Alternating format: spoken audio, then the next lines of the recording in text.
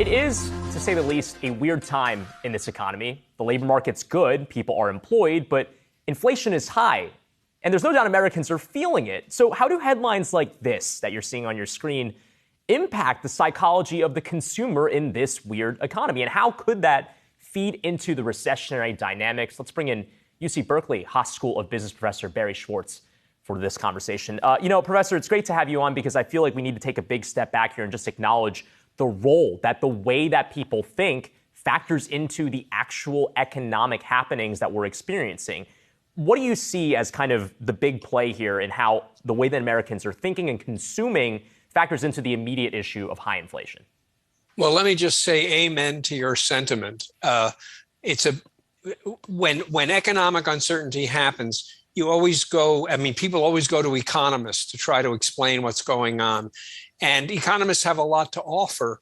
But I think the really significant impact of things like inflation or recession is not in the short-term problems with supplies that might spark it. It's not that gas prices go up for a few weeks because of some political intrigue going on somewhere in the world. What really matters is whether they persist. And whether they persist depends not on this immediate shortage, but on what people think this immediate shortage predicts about the future.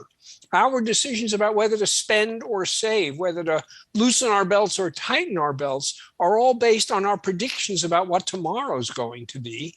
And that is really in the realm of psychology. Do I think that hard times are coming? Well, if so, I'm going to cancel my vacation. I'm going to cancel my work project, updating my home and stuff like that. Do I think this is a temporary problem? Well, then I'll go on my vacation and I will get the workman in to give me a new patio. So then when we just had a chart up there showing how consumers are feeling versus how they're spending. So is that about confidence in the future, or is this sort of spending, comfort spending to make yourself feel better? Well, there's a little of both. People may be very nervous about the future, but so down for whatever reason that they feel it's almost like they need to take another hit of a drug. Even though they know it's foolish, they do it because I feel so bad. Maybe this will make me feel a little bit better. But that's a short-term thing. The long-term thing, making strategic decisions about whether and when and how you're going to spend your money, is really about whether you think the current economic conditions are going to persist. Robert Shiller, Nobel Prize-winning economist, has said that if there's a recession, it will almost be self-fulfilling. It'll be the result of our talking ourselves into a recession. There was an op-ed in the New York Times last week by Kyla Scanlon, and she said, quote, "The root of economic problems lies with expectations." And that's the realm of psychology. And I got to say, this has always been true, but prior to the 24-hour news cycle, you just didn't get bombarded over and over and over again with economic news, trivial changes from 1 hour to the next. Now we're just assaulted with it in the same way that when we're driving around town, we keep seeing these signs for the price of gas and we can't avoid it. Well, now you can't avoid people predicting that prices are going to go up or, jobs are going to go down or what have you. And it just starts to infect you. And lead you to have either optimistic or pessimistic predictions about what tomorrow is going to be like. And Professor, you talk about the 24-hour news cycle, right? I mean, people might be listening to our conversation and forming those views, but it also depends on what policymakers are saying as well. And we heard President Biden trying to take a bit of a victory lap over the July inflation numbers yesterday. Take a listen. I want to say a word about the news that came out today relative to the economy. Actually, I just want to say a number. 0. Today, we received news that our economy had 0% inflation in the month of July. 0%. But then you had economists like San Francisco Fed President Mary Daly, who has the ability to lever interest rates, saying in a new interview, quote, "Consumers and businesses are getting some relief, but inflation remains far too high and not near our price stability goal. This is why we don't want to declare victory on inflation coming down. We're not near done yet." Does this add to the confusion that Americans feel when they're getting these types of commentary out there? Surely it does. But I got to say, confusion is better than simply being wrong. You know, it's being wrong about the future that leads people to go out in their lunch hour and buy groceries, because by the time the workday is over, the price of groceries is going to be up 5%. If we're uncertain about the future, it's not going to lead to a kind of systematic explosion of expectations about what prices are going to be like in the future.